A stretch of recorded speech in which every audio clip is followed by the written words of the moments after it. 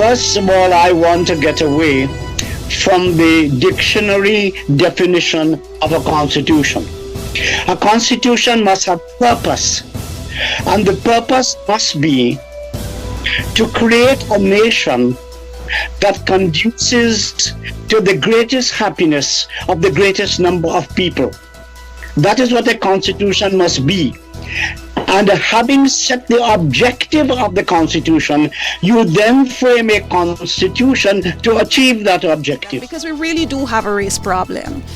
Those divisions are real. We see it in our politics, we see it in our trade union. We see that they take the divisions with them. Look at where people live in this US. You have enclaves in the Bronx and in Richmond Hill and in Brooklyn.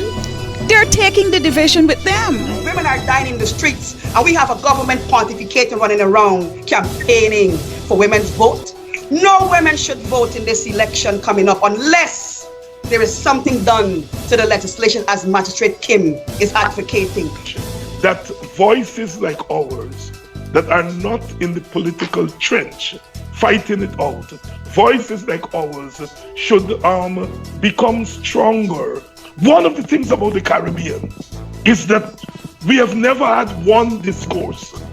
Bass will know the days of the New World and the Old World and the radical left and so on. What we had was this concourse of ideas, which I think in the early days of independence pushed us in a certain direction. We've got to move back to that point of having these multiple discourses. A pleasant good afternoon to all our GlobeSpan 24/7 viewers. Thank you so much for coming back and joining us in another segment of the Let the Women Speak. We have a phenomenal topic for you today that will pique your interest for both our men and our women. And I'll introduce our guests shortly. But just to remind you, my name is Diane Madre from Let the Women Speak. And know that GlobeSpan 24/7 has a goal for the remainder of 2019 as we started at the beginning of the year. That is to embrace, engage, and expand this network with a platform for the 3Ds. And remember, we've said earlier that the 3Ds are the dialogue, the debate, and the discussion that we've been having through these segments between myself, Pastor Lisa, and Tracy Ken on topics and issues that are important to our communities, locally and abroad. And so today what I wanted to share with you is give us the opportunity to, and work with us to rebuild the villages near and far as we can go. So as I'm asking you to embrace these programs, please go to the GlobeSpan 24/7 Facebook page, click like and share so information on this program could reach many other persons that may not be aware of it.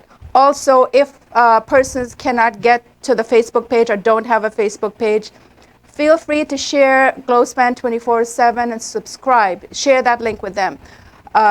The program is recorded. It goes live right now, and recorded so you could share thereafter.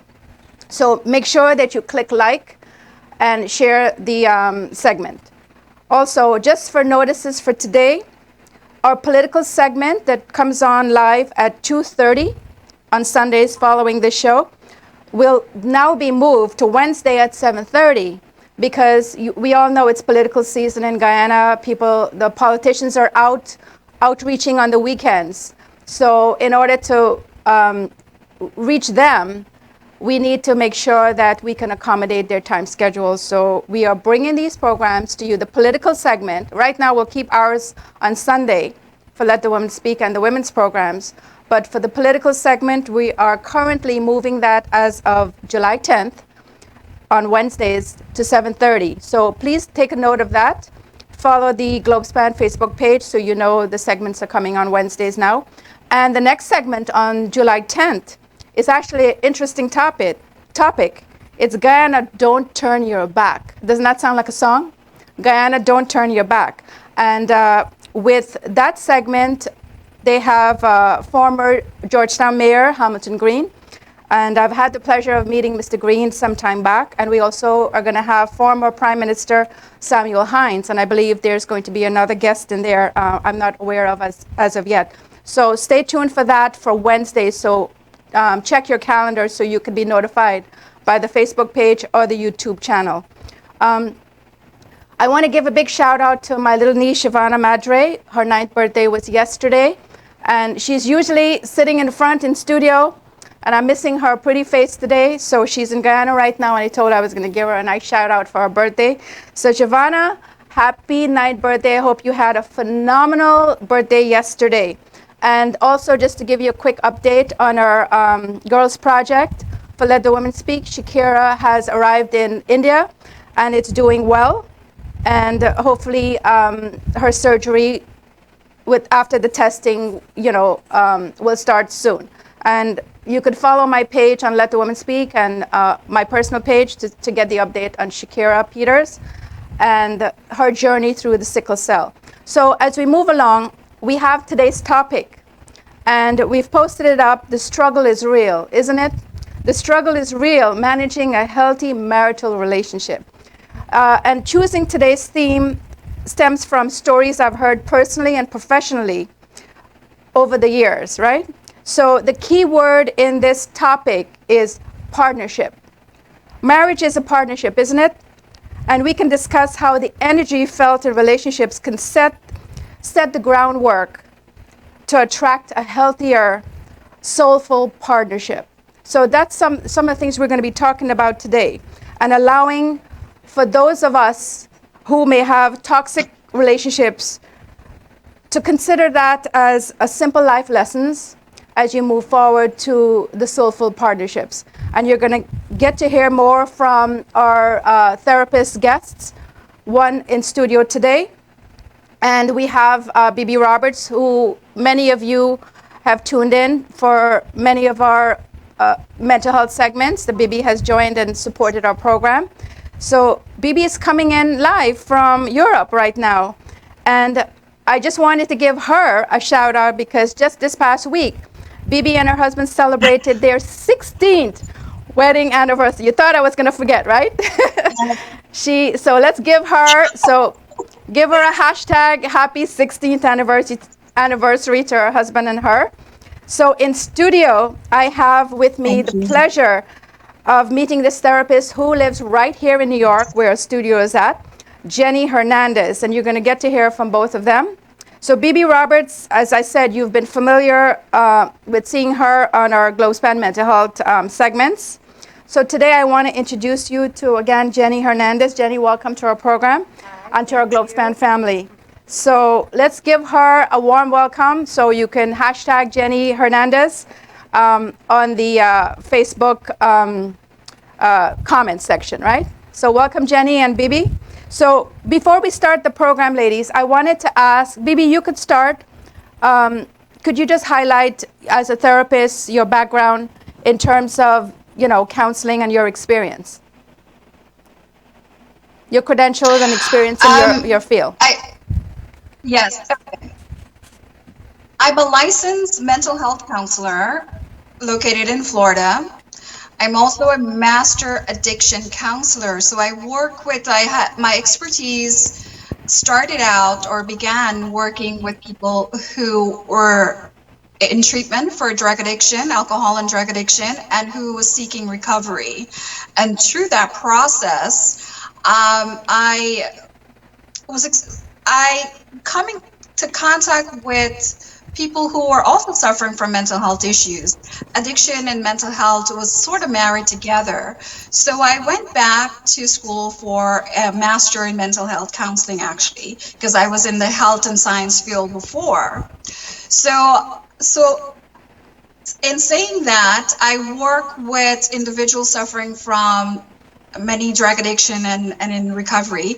And during that process or that journey, I also began working with couples during the addiction process. There's a lot of suffering with families and couples. So then I became a Gottman trained therapist. Gottman is an institute, John Gottman, well known all over the world for his over 35 years of work, science-based techniques in working with couples.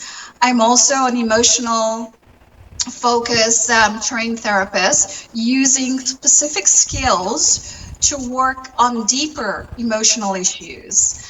I'm also a EMDR trained therapist working with trauma individuals. So I've been on the ground working for the last 15 years. I've recently ventured out into private practice.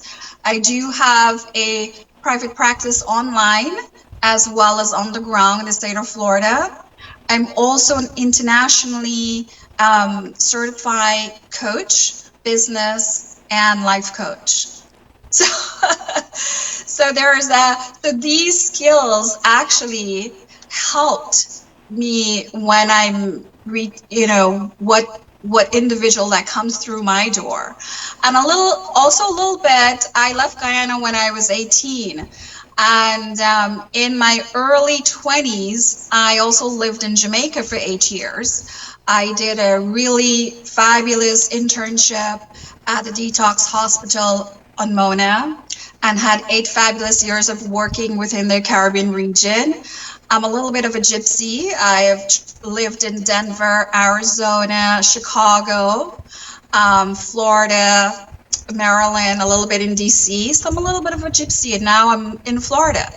And I'm coming live to you from North Wales. So, And you'll be here in August. You'll be here in studio in August. So we get to see you. Yeah. I get to see you for the first time also. Yeah. All right. And Jenny? Yes, I'm so honored to be there. And Jenny, That's awesome. you need the microphone. You've done a very extensive life review. That's awesome. So I am a marriage and family therapist. I've been practicing for a few years now. But my life story kind of taken me several places. I've done a lot of work with teenagers. I've done a lot of work with families. I've done a lot of work with emotional issues, a lot of immigrants, families. I worked actually really close by here in Richmond Hill High School, so I know the culture around the neighborhood. And so it's been an amazing path. But what separates, I guess, what makes me a little bit more unique from anyone who is style is just specifically marriage and family therapy is that I'm more geared towards the holistic side.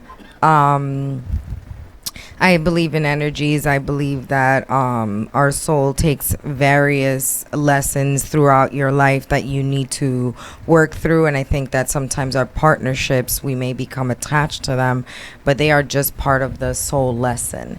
They are part of our growth and our understanding of ourselves and the previous generations. And we've spoken about this outside of this.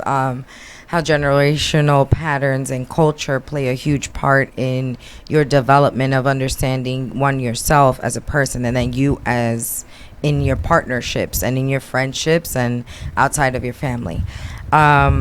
So that's pretty much me. And I love what I do, and I love to help others. And I think that we need to have a better awareness of how much our experiences and who we are affects everything outside of ourselves, and therefore coming back to who we are. And also, Jenny, you're Caribbean based, so can you tell our viewers where you're from too? Okay, yes. I'm from the Dominican Republic, but heavily have been involved in the Caribbean culture. I've worked up in Harlem, New York for a few years. I've done a lot of work here in Richmond Hill. So my best friend is Guyanese. So I'm very, very familiar with our Caribbean culture and how that also plays a part in marital and family cultures. And how it can be sometimes difficult when you come from your homeland and then come into the American culture. And we're gonna talk about that, about especially couples assimilating. Yes, assimilation. Right, yes. And I've done a lot of group work in assimilation and helping young teens and parents get assimilated to the American culture. Right. Okay, so thank you so much, Jenny. Thank and you. I want to also give a big shout out to our Guyana counterparts in Guyana. So I had contacted Dion Chase, who is going to be tuning in from the Guyana Social Workers Association in Guyana that I'm a part of. So they have a Facebook page. So I had reached out to her, but I guess I got to her a little late in order to provide someone that would have come in via Guyana. But we'll look at seeing how we can do that so we can get the Guyana Social Work Association involved in our mental health segment. So Diana Chase, who is one of the admins for the page, she's actually going to be here in the US in August. So we'll try to see if we can connect her on our program. So Bibi, I think when you're here on August, when we do the program on August 11th, which will evolve around the International Day for Youth. So we're going to talk about that and see how we can connect that. So she'll be coming in from Virginia via Skype because she won't be here in New York. So again, ladies, thank you so much for joining us, and to our audience, thank you for tuning in to this particular segment. So make sure you click like and share the GlobeSpan page. So before we get into the meat or the heart of the conversation of these the marital partnership and the struggles, because the struggles are actually real. Let's talk to both our therapists in terms of when someone is looking for a therapist, like what would you suggest in terms of the kind of person to look for, especially with couples and especially within a cultural framework that we come from, the Caribbean base. So Bibi, you want to start with us with that? In terms of the therapy, Yes. and looking for a therapist? Well, there are many things. There are many. Therapy is an art, but it's also science-based. So anyone that's seeking a therapist is going to find a therapist that has many approaches, because the individual is so different. So there's no one single technique that holds monopoly or is going to fit two individuals. So that's one. That's number one. Number two, a therapist is never your friend. So that's very, very important for people to understand. A therapist is a therapeutic relationship is a one-side relationship. That means that therapist really works with you, is there with you. It's not a friendship where you're going to hang out, you're going to call. So it's very important that a person understand the professional relationship they have with that therapist. I'm glad you mentioned that, Bibi. Yes. So good therapy is not a friendship. That's number one. Number three, like I said, the therapeutic relationship is one where that therapist have to know the culture nuances that you're coming from.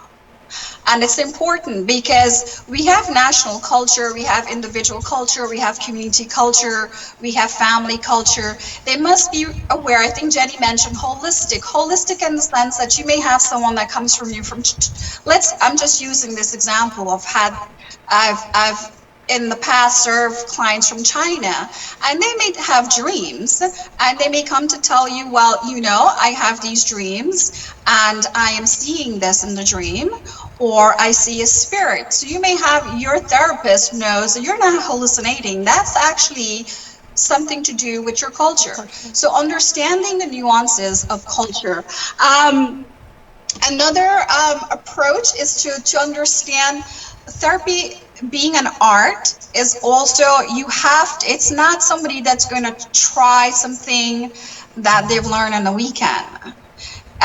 Whatever approach is that's used has to be science-based. I actually believe in science. So it has to be coming from more than just, I heard this on the radio. Find someone that I would say the likability is important because there have been research that says that once the client and the therapist, they actually connect in that likability mode, there's a lot of work that can be done. So you have to connect with someone that you're not relating to them, but you know that this person is going to be there in that moment with you, is going to be present with you, is going to take proper notes, is going to be responsive to you. Those are all the things, and it's going to tell you, well, hey, I'm going to use this technique. Let me explain this technique to you. Let me explain what may happen and may not happen. And to also understand that no therapist is going to tell you, give you any success that, hey, you know what, at the end of this is going to happen. Because if any therapist tells you that they are going to guarantee something for you, that's not the therapist for you.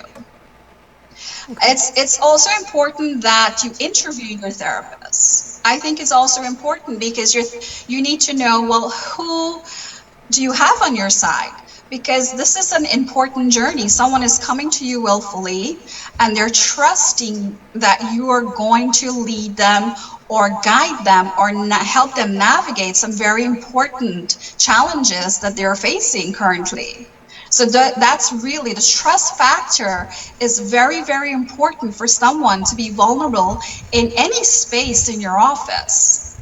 So we have trust factor, we have likability factor, we have science-based, we have confidentiality, we have the importance of the therapist taking good notes and recording things that's happening, and also being able to challenge the client in making whatever changes that needs to.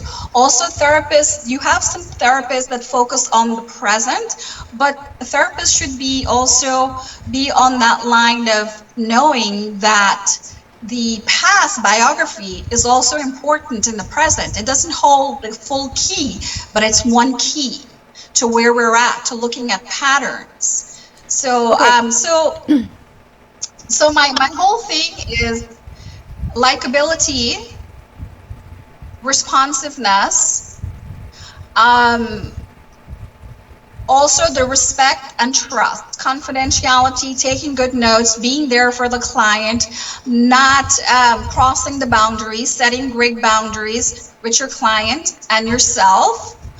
So those are really the key things to starting out, I would say. Thank you. Thank you so much. So just briefly. Well, baby kind of said it all. Is there anything you would like to? Well, I completely agree with her. I think it's very important that we understand that it's a process, and to add on to what she stated is that I think it's extremely important that people understand I can't do my job if you don't want to be here. You have to want to be here. You have to want to do the work.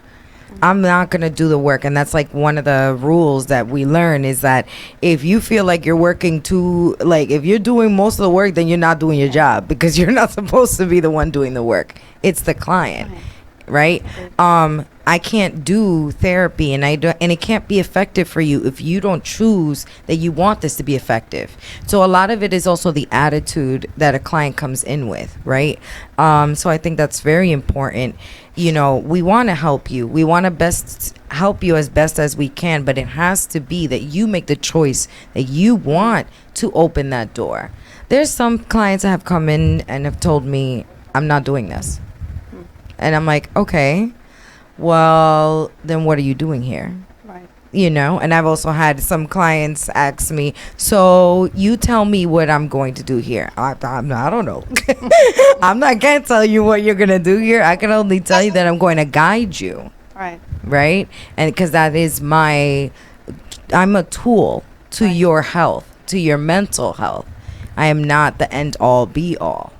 Right. And one thing I want to add, and I just want to come back to what Bibi had said earlier about the therapeutic relationship, because that's what it is between the therapist and the client. It's a Yes. therapeutic relationship, not a friendship.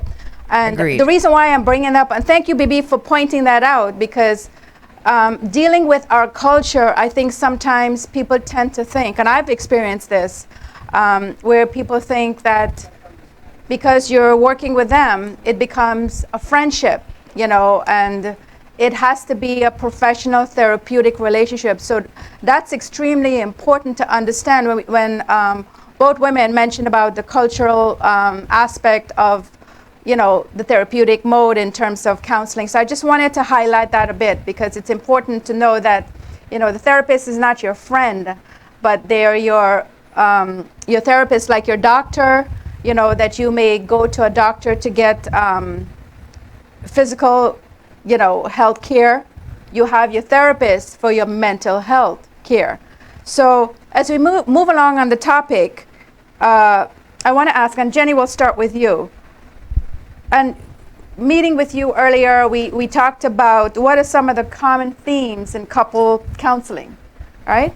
And we'll start with you on that. So can we talk about maybe, without disclosing clients, the Yes. confidentiality that we spoke Yes. about? So the common themes in the So the counseling. common themes usually, like you and me spoke briefly about, was communication and finance. Those are the two major things that I've seen thus far in my practice that have been the major reason as to why people come into therapy. So you said communication. Communication and finance. Okay, communication and finance. Yes. There's a lot that goes into, for example, finance. Now we're getting to an age in which women have to work longer hours, and now the shift has happened where both of them are working. One is making more than the other, and that's not always the male. Sometimes it's a female that makes more than the man does, and then that may lead into other feelings of insecurity or feelings of inadequacy. So that sometimes shows itself when we're in the therapy room. So that's one aspect of it. The second aspect is communication. I think sometimes we don't understand that there are various forms of communication, and I'm sure we're going to go into that a little bit later, but there's various forms of communication, and how I was brought up and how I was taught to communicate isn't how my partner was brought up and how they were taught to communicate. So assuming, because we like a lot of the time to make assumptions that you know what I'm saying in my head or what I'm feeling or what I'm thinking, is kind of a misconception, which then leads to arguments. And then the one example I give with all of my clients is the dishwasher example. So your partner's home, you just get home, and you both are yelling at each other because there's still plates in the dishwasher. But I'm like, are you really yelling about the dishwasher? And then some of them are like, oh yeah. And I'm like, no, you're not. I was like, there's so much more to that dishwasher. There's, So that you're not. object becomes the subject. Yes, exactly. So it could be like, you don't listen to me, you don't appreciate me, you don't know how hard I work, I had a really rough day, you don't you don't take me into consideration. And then it's like, I didn't even know that this was making you upset, like I just got home. Like, But so the dishwasher becomes the end all be all, and then it becomes that you nitpick on things are nothing to do with the real reason as to why you're upset. with the dishwasher. Yes, with the dishwasher. Bibi, how about you? What are some of the common themes with the couple relationships counseling? I see money, finances, betrayal, as in infidelity. That comes my way quite often with addiction. And communication. So the three big ones are, communication is quite extensive. An example would be, you have someone communicating what their needs are. You may have someone that works a lot out of the household, and you may have let's say the husband works out of the household. You may have one partner at home, whether it's with taking care of the family. So that person, the needs are, the husband may be getting a lot of the social needs and other needs met outside. So the wife also is waiting to get her needs met, which is needs of understanding. And so when he comes home, there may be a big blow up about some little thing that's a tipping point. The tipping point could be not saying hello, as simple as that, or coming in and not having a tone. That's so there lies the tipping point. But communication just across the board. Finance, someone that may not be as responsible with the finances, and someone that has different agenda with the finances. So so those are things. Infidelity where there has been an affair and the trust issue has been destroyed.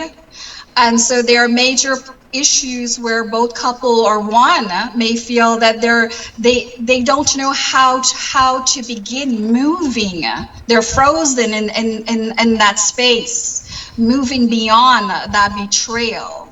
Because that person may have had trust issues to begin with and have let someone in their lives, and now they feel that they have been taken for a fool. So it varies. You may have someone that's gotten married and maybe celebrating their 10th anniversary, and they feel disconnected, and they feel that, hey, you know what? I just realized I have changed. I am not getting good sex. I don't feel that you compliment me. So their needs have changed, and they have not conversed that with each other. They've been having routine sex. So a lot of things come my way in the form of when somebody enters the door, they may enter the door because they feel that they have to go that avenue before they call it quits. Or they may enter because they need to negotiate. They have a different agenda. They're not there to come together. They're there to sort out some sort of agenda. So there are various reasons why people come through the door when they're struggling. Now, you have people having great sex, doing well, and they may have an issue on the table that they need to navigate. So it's not that they're not doing well in their marriage, they're doing well, but they say, hey, I have this big stuff. I haven't been able to navigate it.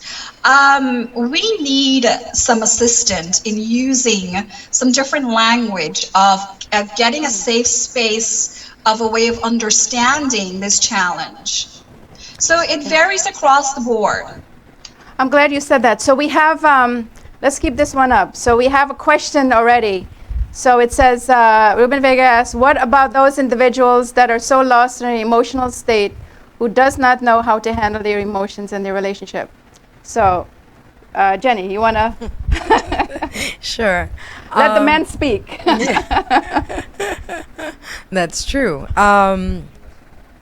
So one of the things I always tell people that there's a difference in your journey as an individual in life and then your journey as a couple.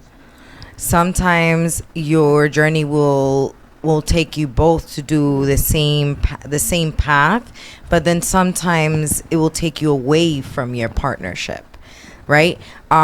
Because we are here to not just learn about each other and to be in a relationship, but we're also here to develop ourselves, right? So that we can grow and become like functioning human beings.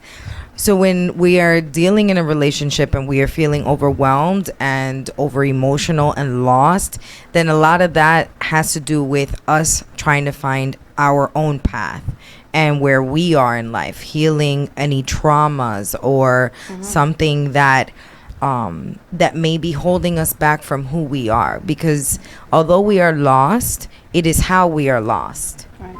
Because there's some people who are lost and love to be lost, and it's like, I'm not lost, I'm just wandering. And I'll just find my way as I see, like a butterfly, like these beautiful butterflies here. They'll find their way as they see fit. But I think it's about you working on your traumas and working through your emotions, because when we're lost, it's that we are avoiding. So the real question is, what are we avoiding within ourselves? And then we'll go over into our relationship. It's not the dishwasher. It's not the dishwasher here. I'm so glad that you mentioned that, Jenny, Yes, because I- yeah, go ahead, baby. I was going to add to that, and also, as individuals, I always say we have these treasure chests that we drag with us. Yes. And they are just tinkling away, and they come up. They are plugged in and tuned in when things happen in our relationships. And that's the way in couples therapy, when you do your assessment, we may say, you know what? We can work on, as a couple together, but also a recommendation individually. There are things that would be beneficial to work on. Yes. Because it's not just working with a couple. You focus just on the relationship and the interaction and the needs and how that couple exists in that relationship, because that's not a vacuum. You also look at the individual. And I think the person who was saying, well, I have these emotions. I feel that at times they may be out of control. Well, there are things that perhaps as an individual you need to say, well, what about me that I'm not able to manage better, or I feel I cannot manage better? What is it that's going on? And I'm glad we're having this conversation, because Jenny, when you and I met and we spoke over the course of the week, Yeah. you know, you mentioned about how important it is for journeying with the self, you know, and then with the individual aspect of it, and then with the partnership, because I think that helps so much. Also, ladies, can we touch on in the mental health aspect, in terms of the couple relationships, you know, the word of compassion and forgiveness in partnership? Jenny, you wanna? Yes. So kind of going a little bit with the theme that we just spoke about. I think that sometimes, so I deal a little bit with grieving counseling. So I always say the hardest type of death is the one in which it has left unresolved feelings, right? Sometimes that makes forgiveness. Can you say that again? Say that again, So- because I want our viewers to. The most difficult death is the one in which you have left unresolved feelings. So I think it's important that if you could not have a conversation with this person, you have a conversation with, as I would say, their spiritual self, right? Pretending that they're here. If you believe in it, then talking to this person and letting them know, you know, I had a difficult relationship with you. There are things that I did not let go of, and that I couldn't, while you were here, I couldn't say it to you, but this is how I've been feeling. And I ask some of my clients to do that, because I think that forgiveness doesn't just come from you forgiving a person. You have to forgive yourself. Sometimes we're so hard on ourselves and we say, we should have known better. You should have done better. You know, how can you have allowed that to happen? And you know, that's where the negative talk comes into your mind, right? And then the person will just keep beating themselves up. And sometimes I say, you just got to forgive yourself for not knowing better. If you would have known better, you would have done better. And so forgiveness, I think, starts with forgiving yourself first, and then that can give you the courage to forgive someone else. Right. And I think also when you speak about that, you talk about, you speak about death. You know, divorce is like a death. It you know, is. so when someone is going through a divorce, or someone has, you know, gone through a divorce, and you know, you have a partner that it didn't work out, I think forgiveness is important there. Oh, yes. So, Bibi, can we touch on that in terms of the forgiveness and the relationship dynamics of the counseling?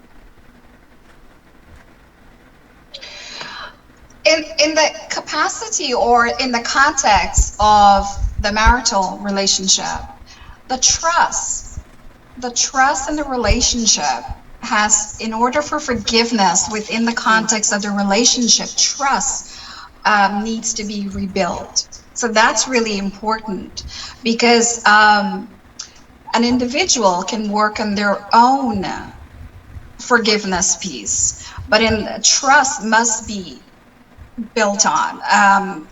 That aspect has to be worked on. How do I trust you again? How can I know that when you say that you are going to be there for me, that you will be there for me?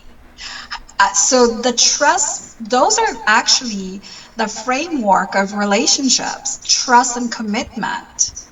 So forgiveness also it's a process of commitment.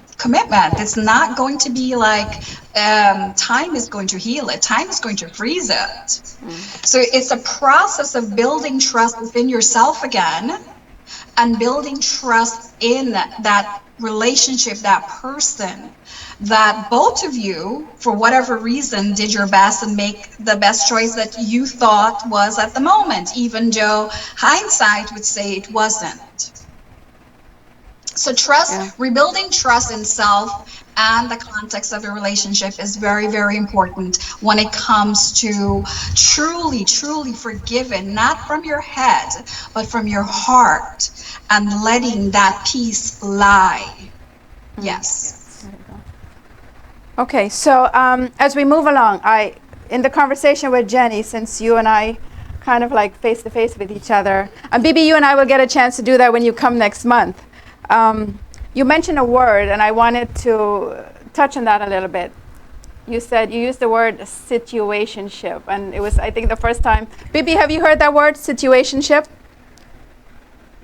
That situation, yes. So, Jenny said, I worked in a college campus for a couple of years. Yeah. So I heard that quite often. Yes. Well, Jenny used the term with me earlier this week, and I started to laugh. So I wanted to, share with our viewers, in terms of what that means, especially for the dating us world.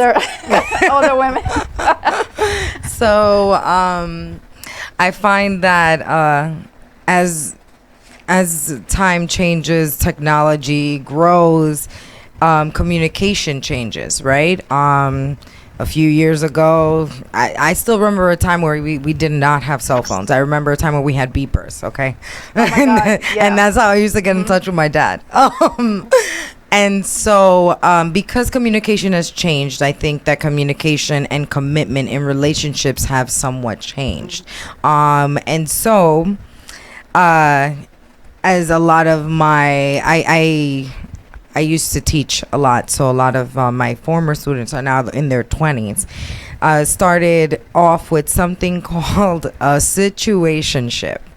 So a situationship is where... So that's what the young people... That's what the young people call it. It is where you are with this partner when it is convenient in the situation. But outside of that, that's what a situationship is. But outside of that, then you guys are not together.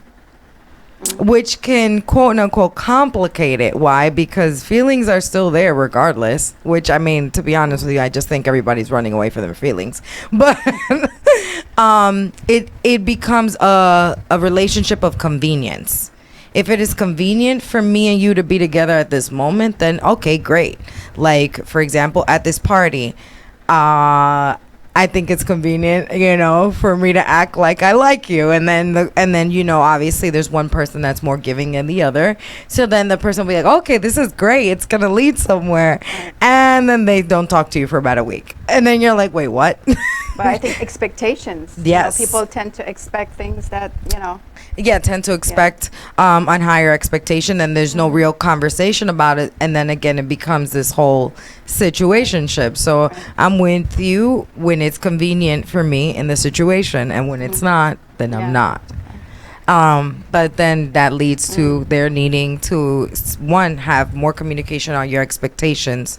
You as a person understanding what it is that you truly want, which kind of actually leads me a little bit into something else. But I always tell people, if the person you truly wanted, if you wanted a real committed, loving relationship, were to show up tomorrow, would you take it? And a lot of the answers is no.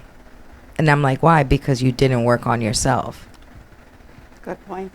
So it always comes back to you. And that's why I said that the journey as an individual is just as important as a journey as a couple. Right.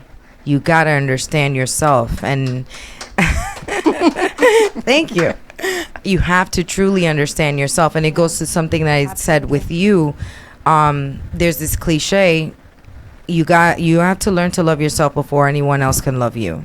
And I didn't understand that until I got older, because people were telling me this so much, and I'm like, okay, that's nice, but what does that mean? And I guess in theory, I guess I understand it, but now as an adult I do. It is because until you learn to love all parts of yourself, even the ugliest parts of yourself, then the person that you love will love you the right way, because you love yourself the right way. Does that make sense to everyone? Absolutely. You make sense. Thank you. See, the guys are applauding in here on this. Yes, your choices are going to be different. Say that again, Bibi. Can you repeat, Bibi? Their choices are going to be so different. Your choices, I so agree with Jenny on that. Your choices, when you learn to know yourself better, yes, and to appreciate yourself in a way that when you decide to give yourself to another person, when you say give yourself, you're opening your trust barrel, I call it, where you're trusting someone in your corner like no other. You know yourself very well. And so your choices are going to be different. You're going to be looking for someone that you, in that moment, you think, well, this is a good choice. Now, there is no ever any happy after ending. And, nobody can sit and say, I get married today and I'm so in love and I've worked on myself and this is going to be forever, because we know that right now, this is who we have, our present, and we hope that we'll have this person in the future, but we cannot predict that it will be. Right. And that's and that's relationships, and that's partnerships, and everything. Whether it's a business, it's a friendship, it's a legal marital partnership. It really is. It's kind of like the cycle of life. Yeah, and I remember. When I was younger, yes, I was younger. I remember dating in my 20s, and I remember there was a young man I dated who was Christian background and kind of guy you would take home to mom and dad. And I remember him saying that, relationships are like instruments. Everyone comes into our life like an instrument, either for a permanency or temporary. So it kind of like creates that, and I didn't understand that at the beginning, and you were so right. There's so much you learn through the process, and as you get older, I think you tend to appreciate relationships a lot more and the value of them. So as we're on that part of the segment, I want to come into this part now that the women, our therapist has, and I have spoken about this. So when we talk about our parents, our mothers, what they haven't tell us before we get into the relationships. And Jenny, you had said something in our communication. The roles in relationships or the partnerships, the communication between and within the generations. Bibi, you had touched on that too. So Jenny, you want to start on that? In the context of what we were talking about is that I remember I was talking to my mom, and I remember first dealing when I first moved in with my boyfriend, and I was like, I I was like, this is a lot of changes. And then I remember calling my mom, letting her know. I'm like, why did you not let me know that this was going to be so difficult? And then she was just like, well, what did you want me to say? And I'm like, I don't know, a heads up, a neon sign, something. Like a book, maybe a book with a list of stuff to prepare myself with. And what I was telling Diane is that I really started thinking, well, did her mom have this conversation with her? And then like I asked her, and then she was like, well, my mom didn't really talk. And she was like, we don't talk about that. It's just what was known. It was expected. And I'm like, okay, well, I want to make sure not to do that with my kids. I'll make sure to have a conversation. And I think that it's important that through generations that we understand that the older generation weren't necessarily taught and told it's okay to talk about your feelings. It's okay to talk about things that are uncomfortable. Whether it be sex, whether it be intimacy, whether it be just plain communication. Sometimes if we're not taught that, then how do we expect our kids to learn that? Yeah. You know, so I talk a lot, and it's part of my training is to do family history. So with some of my clients, we'll go as far back as we can possibly remember, and I ask them to talk to your family members, find out names, information, the type of relationships, and then we draw it out. And then they start to see continuous patterns. And isn't that like if you have, let's say you have a heart condition, the physical ailments? Yes. You have to go back in your familial history to see those symptoms, the same thing. And Bibi, we had touched on this in our conversation too, the generational patterns, how important that is in the communication with a client or a patient in therapy. Can you touch on that, the generational patterns in the counseling? In the counseling, one of the things that also going back to what Jenny was saying is so important. Who are the role models that we have in our lives that we look at how to manage conflict? Because conflict is very real. It's the real struggle within relationships. Conflict in family as the relationship changes. If you have like a new family member in the family, let's say a birth of a child changes the dynamics of the family, and that throws the relationship off completely. And so who do we model after? Who do we have on our side that will share information with us that we've seen that they have dealt with things? But getting back to your question, I think, as I mentioned earlier, the opportunity to have clients look at their patterns are really coming from perhaps their environment, their community, their families, and to really open their bio to extend that system so they can actually stop beating themselves up and say, I'm a horrible person. And you're actually helping. You're demonstrating to them and say, hey, you know what? This stuff is real. Your struggles are coming. You're getting these patterns from perhaps you've seen this here. We've noticed that this happened here and this happened there and this happened there. I grew up in a very chaotic household. My mom never spoke about getting married at all. I left when I was 18. So things about relationship was really about failing and learning. To me, it was like failing, and learning from my failures. So, and then you find you have a generation that's like that, because all this information about marriage, about relationships are really coming to the forefront now. 10 years ago, you had a lot of couples that may have been in a kind of a crisis, and they have gone to a therapist, and they probably was like, didn't go, as we talked earlier, a therapist that really connects to or knew a lot about counseling couples. And they're just kind of like saying, well, hey, this is not going to work. But now we know a lot more. We know that patterns are developed from generations and generations, and they're passed down. We do know that. And we help couples really look at how they think, and their thinking may not be, something that they develop. It could be like, my aunt did that, my mom did that, my grandmom did that. Or my expectations that you should buy me a Gucci bag is because of something else. But that expectation does not come with the relationship income.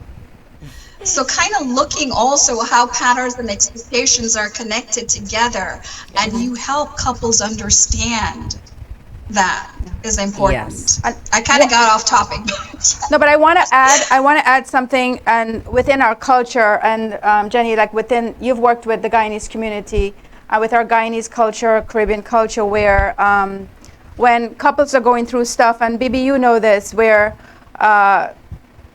things happen and the woman runs back home, and I remember many cases that I've heard in Guyana where women have gone back home, and the mother would say, no, you got to go back and make your marriage work. And I'm referring to this in a specific case I had, where the mother told me that the daughter went back like 3 or 4 times, and she kept sending her back home.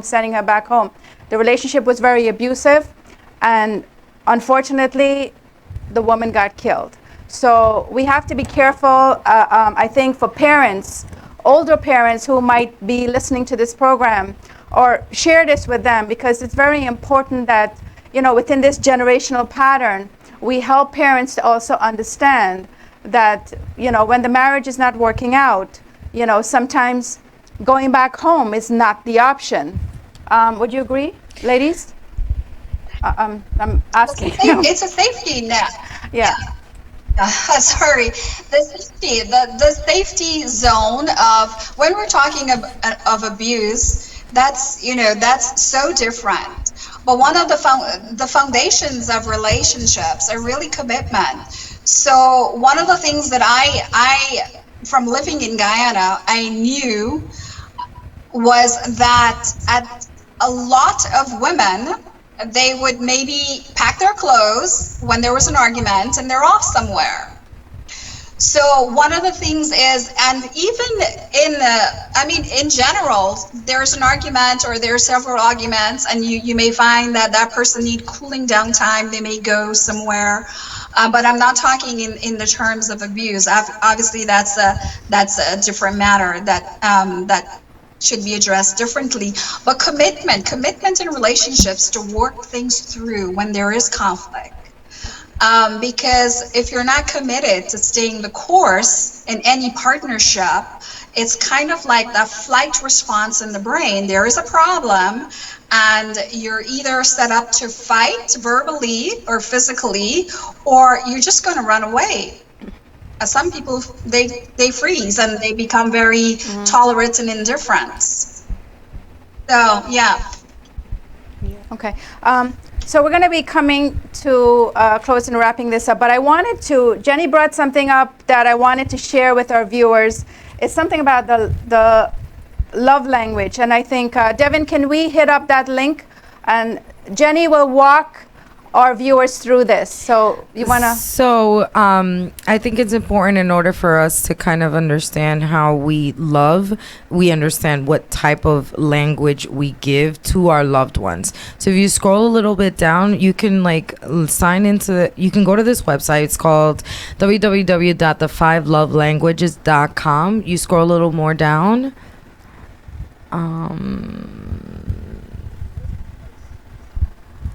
Was that the...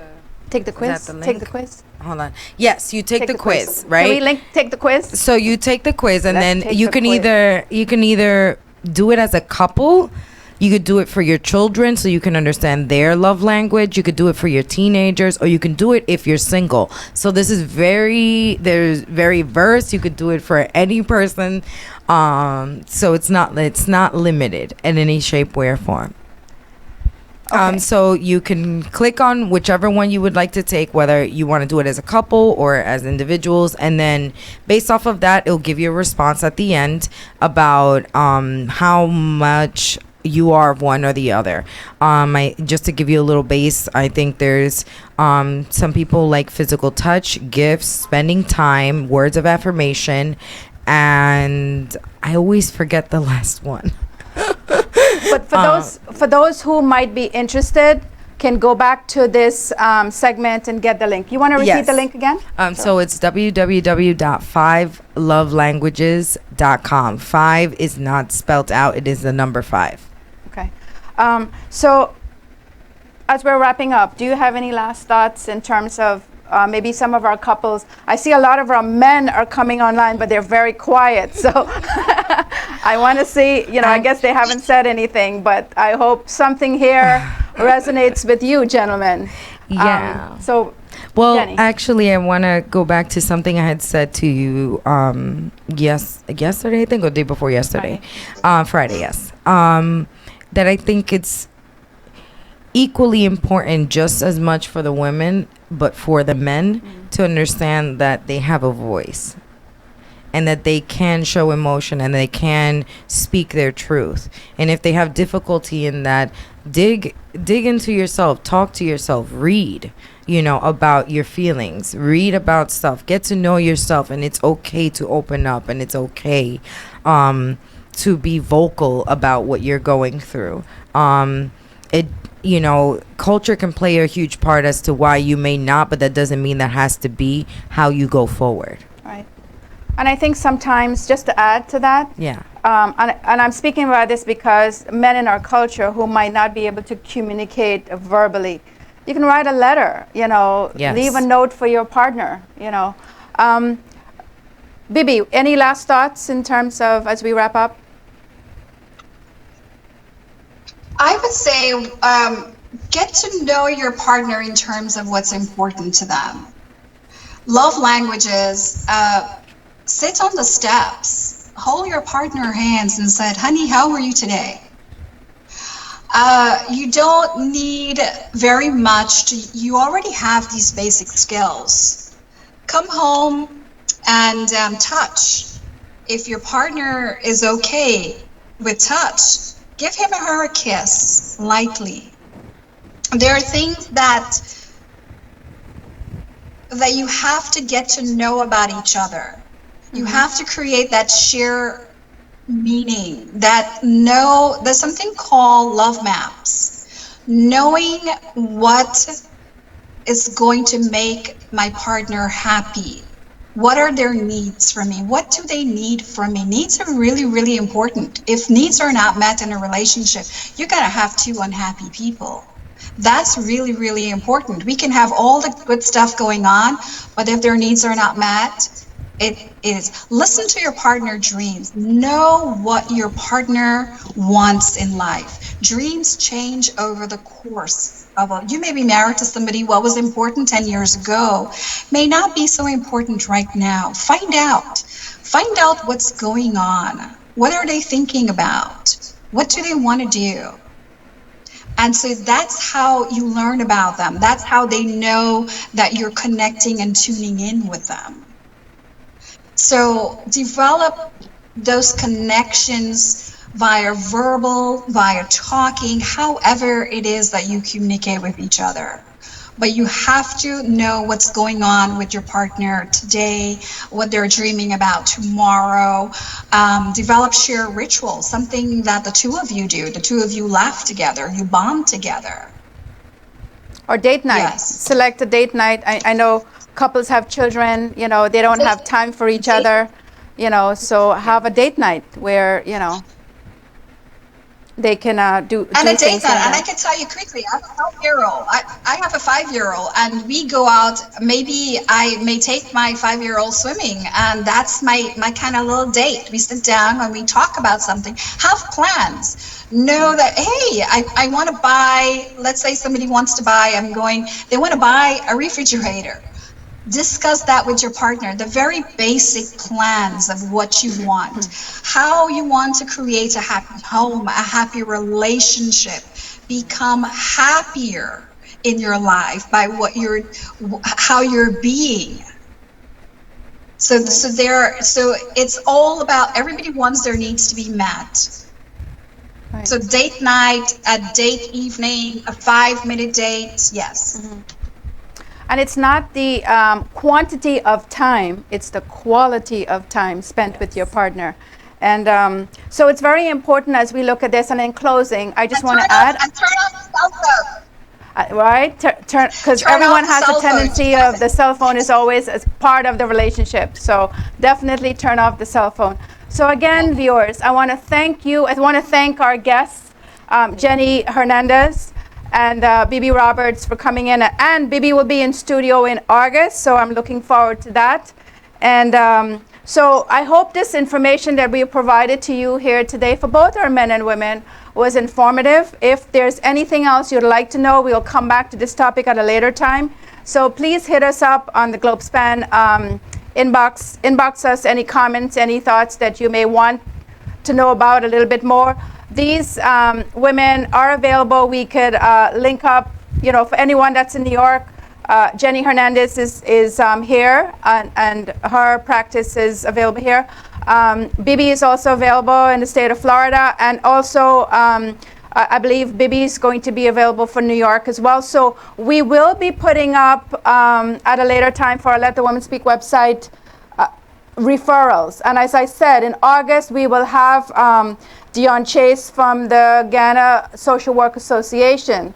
We'll get some links for that for individuals from Guyana and other parts of the Caribbean. So we're building the network, but we need you to help us build that network. So please share the GlobeSpan 24/7 Facebook page, as well as the YouTube, subscribe to the YouTube. And in closing, just one last important comment I do want to say. For individuals who are in relationships that might not understand with partners going through trauma or PTSD, it's very important to, if you recognize basic symptoms, you don't have to be a therapist. Understand in terms of reaching out to them, is there anything I can help you with? Sometimes a person just needs someone to listen to, and to know when a person is listening to you, say, well, what did I say? If they happen to give you a verbatim of the conversation, that means they were listening to you. And anyway, again, thank you so much for tuning in to Let the Women Speak, and I'm so glad that we had these amazing women here with me today, Jenny Hernandez and Bibi Roberts. So thank you again, and don't forget, the political segment is going to be coming to you not after this. It will be coming on Wednesday, July 10th. So please stay tuned and make sure you subscribe in order to be notified of that Wednesday segment. So we'll see you again next week with our other hosts. Thank you again so much. Take care. Thank you.